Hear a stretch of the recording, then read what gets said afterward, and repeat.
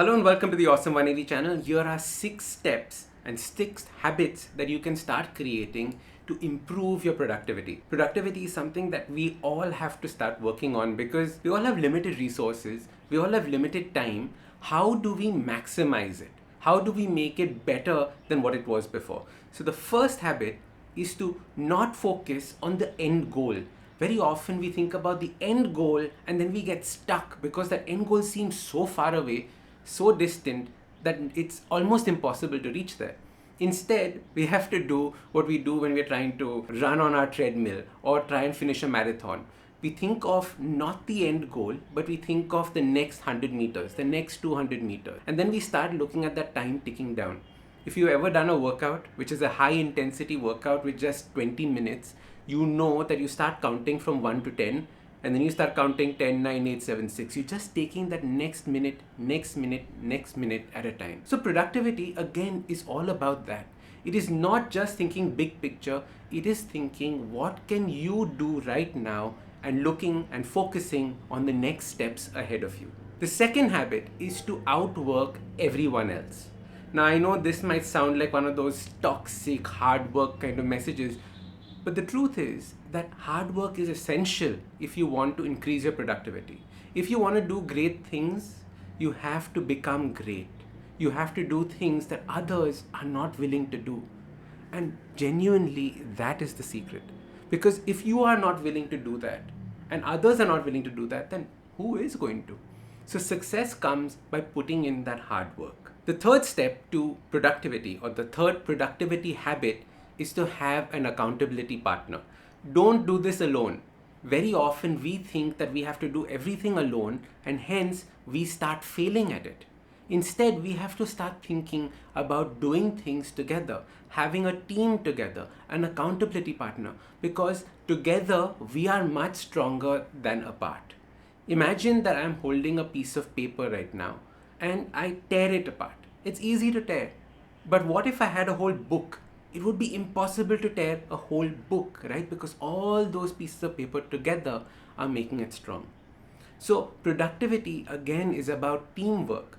Have an accountability partner, someone that you are responsible to. And this is in fact one of the main habits that we talk about in our Habit Coach Masterclass that's on our Awesome 180 channel. If you haven't seen it, please do check it out because it guides you and takes you through the entire steps of how to create habits. Many people ask me, Ashton, how can I work with you? How can you become my coach? Well, the online masterclass is one of the best ways that you can start changing your life and creating the habits that you want. The fourth productivity habit, get rid of distractions. Oh my God. How many times have you decided that today is going to be the day that you finish all your work and then what happens? You start getting distracted by what's going on TV. The new Bridgertons is out right now, right? Everybody wants to watch that. Their productivity has gone out the window. Put your phone on airplane mode. Switch off your internet as much as you can. We are all addicts because these things are designed to suck us in. They're designed to draw us in and make us addicted to it. So we have to learn how to outsmart it. And the only way to outsmart it is to remove it from your life. Remove it from your life. There is no point in having all these apps on your phone. Put an app timer or go on airplane mode, remove the distractions, and you will see just how much you can be productive from now onwards. And the fifth productivity habit is mind mapping. I don't know if you're familiar with it, but it's a tool that I use all the time.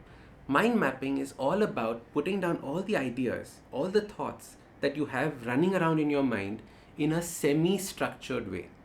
You see, the problem is what we do is we make lists of all the problems. And as soon as we make lists, we create a hierarchy, this, then this, then this, then this. And when you make a list, it becomes very difficult to edit it out. How will you just remove this point and then put it somewhere else?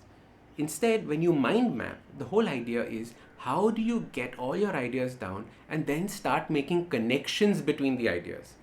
Because ultimately creativity is all about the connections you can create between different ideas that you've planned in your mind.